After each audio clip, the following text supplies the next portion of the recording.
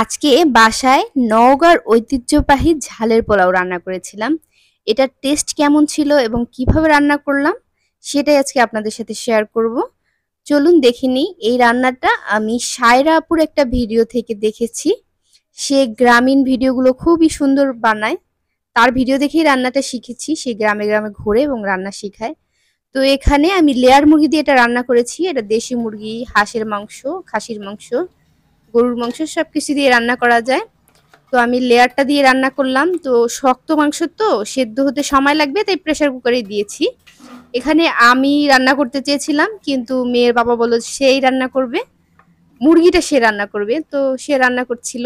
প্রথমে অনেকগুলো পেঁয়াজ দিয়েছে, প্রায় বড় বড় সাইজের 4টা পেঁয়াজ দিয়েছে। তারপরে হলুদের গুঁড়া, মরিচের গুঁড়া, গুঁড়া মশলা দিয়েছে, আদা বাটা, রসুন বাটা, আর অনেকগুলো গরম মশলা দিল, তেল দিল, দিয়ে একটু পানি দিয়ে এরপর এটাকে ভালোভাবে নেড়েচেড়ে কষিয়ে নিচ্ছিল।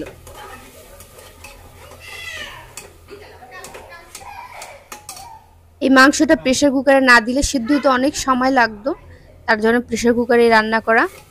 তো এটাকে নেড়েচেড়ে ভালোভাবে কষিয়ে নেওয়ার পরে এখানে মাংসগুলো দিয়ে দিবে। এই মাংসটা কিন্তু একটু তেলওয়ালা হয়, এটা দিয়ে এই ঝালের পোলাওটা খেতে ভালোই লাগে। তো এটা দিয়ে আজকে রান্না করেছি। মাংস দিয়ে দিল, এরপরে এখানে ছোলা পানি দিয়ে, গরম পানি দিয়ে ভিজিয়ে রেখেছিলাম, সেটা ওইভাবে কাঁচাই দিয়ে দিচ্ছিল। আর একটু সেদ্ধ করেছি, সেটা পরে দিব। তো এটার সেদ্ধ করতে পারি নাই, আমার নাকি কম হয়েছে, আবার আমাকে দিয়ে ভিজিয়ে এরপর আবার রান্না করলো। তো ওটা মাংসের সাথে কষিয়ে বলে এই সাথে সেদ্ধ হয়ে যাবে। যেহেতু লেয়ার মুরগিটা এত শক্ত, ওইটা সিদ্ধ হলে এই ছোলাটাও সিদ্ধ হয়ে যাবে। তো ভালোভাবে নেড়ে চেড়ে কষিয়ে এটাকে ঢাকা দিয়ে ঢেকে সিদ্ধ করে নেবে, পানি দিয়ে সিদ্ধ করে একদম ভুনা ভুনা করে নামিয়ে নেবে। তো রান্না শেষ। এরপরে একটা বড় হাঁড়িতে আমি মাংসটা নিয়ে নিচ্ছি। এইবারে আমিই করব, কারণ চালটা সবাই ঝরঝরে বানাতে পারে না। এখন দায়িত্ব আমার কাঁধে এসে পড়েছে। তো এখন রান্নাটা আমিই করব। এই তো মাংসটা দিয়ে দিচ্ছি হাঁড়ির মধ্যে।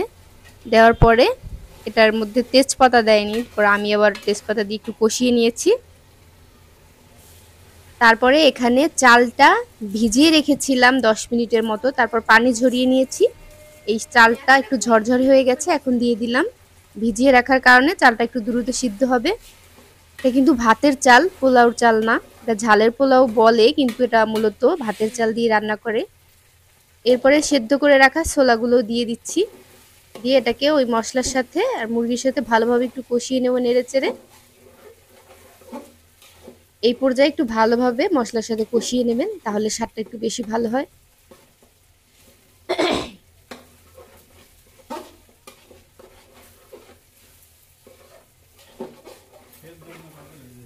আমি নেড়ে চেড়ে এটাকে ভালোভাবে কষিয়ে এখানে আমি চাল নিয়েছি 2 কাপ, তার জন্য এখানে পানি দেব 4 কাপ।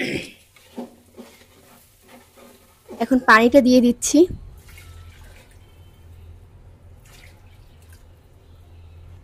গরম পানি দিলে ভালো হতো, কিন্তু আমি ঠান্ডা পানি দিয়েছি।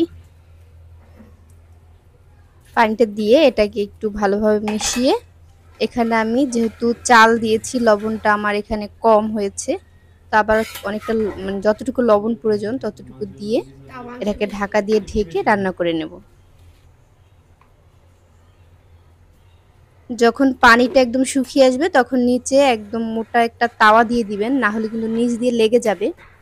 এরপর কম আছে একদম চালটা সিদ্ধ করে নিয়েছি, একদম ঝরঝরে হয়েছে ঝালের পোলাওটা। এটা আমি প্রথমবারের মতো খেয়েছি, আমার কাছে ভালোই লেগেছে। তবে এর চাইতে আমার মনে হয় আমাদের চাল ডাল দিয়ে খিচুড়ি রান্নাটা আরো বেশি মজা লাগে। তো আমার মতো আপনারাও বাসায় রান্না করুন এবং পরিবারের সবার সাথে উপভোগ করুন। আশা করি আপনাদের কাছেও ভালোই লাগবে নতুন একটা রান্না। আমার ভিডিওটি যদি ভালো লাগে অবশ্যই লাইক, কমেন্ট, শেয়ার করবেন এবং আমাকে অনেক অনেক সাপোর্ট করবেন। আপনাদের সাপোর্ট আমাকে অনেক অনুপ্রেরণা যোগায়। আল্লাহ হাফেজ।